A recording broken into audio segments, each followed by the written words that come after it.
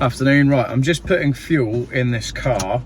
It has, let me tell you, so since I picked this car up, I have done 312 miles and I've got 60 miles left in the tank. So that's 300 and let's call it 370 miles to a tank.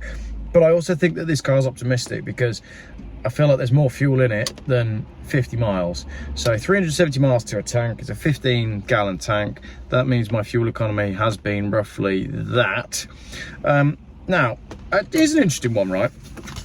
It's been cold this last week. In fact, it's been really strange because it was really cold midweek and we had snow and ice. And last night it was so warm that we couldn't sleep. It was like 15 degrees, so really strange. When it was cold, all of the pro EV people are posting about how isn't it great that they can warm their car up, so it's warm for when they get in. And I got thinking about this because mostly I have old diesel cars, and I think I've said before, we have a fairly long run to school and it takes a while for my car to warm up. And I got thinking, like, what would you rather have? Would you rather have a car that you can heat remotely, or a car that once it's warm, stays warm and you can fill with diesel? And I just don't feel like the benefit of being able to warm the car remotely before you get in it outweighs being able to put fuel in. So when we had all that bad weather the other day, knowing that the weather was going to turn, I thought, well, I'll top the car up so it's ready if we need it. And I'm doing the same now. So we've got real bad flooding and I don't know what the roads all around us are going to look like. I've got 60 miles range left, but if something happens tomorrow, I want my car to be ready so that we can go somewhere.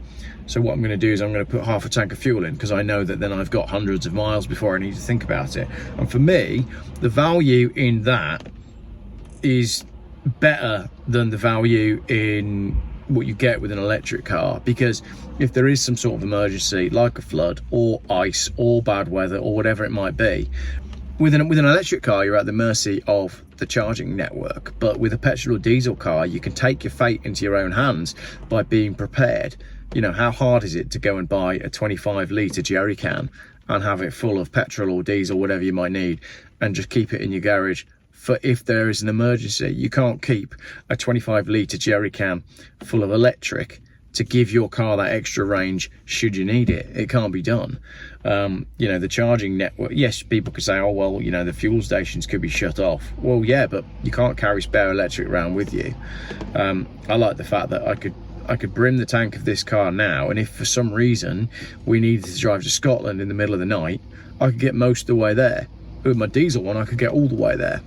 For me, there's a real freedom in that. Anyway, 25.2 miles to the gallon apparently this car is getting, but I'm really enjoying it. I really enjoy this car. So I'll get some fuel and carry on with whatever this video ends up becoming. I think the next section on this video is me talking through the history of this car, because it's epic. One owner for 24 and a bit years. It's had 25 tyres in that time, and every single receipt and invoice is in the paperwork going back to 1999. So it's essentially two owners. The first owner owned it for about 15 months, and then the second owner had it for the best part of 25 years. And as I said, every single document of the maintenance that this car has had is in the file. So I'll talk to you about that next. And there you go, look, what's that? 5-10 minutes later?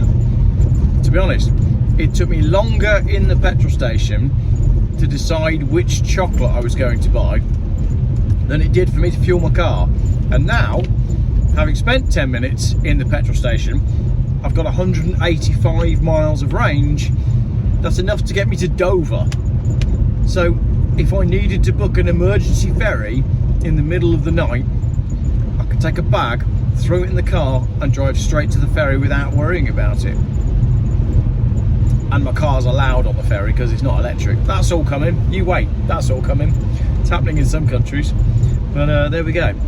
I appreciate the freedom of having a fuel tank instead of electric.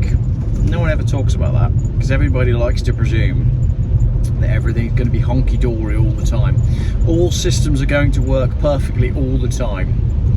Electric cars don't work in a Mad Max world, and if you've not learned anything from the last 4 or 5 years, well, if you haven't learned anything from the last 4 or 5 years, then give your head a wobble. But we are inching closer and closer to a Mad Max world with every government tweet. Cool, thanks for watching.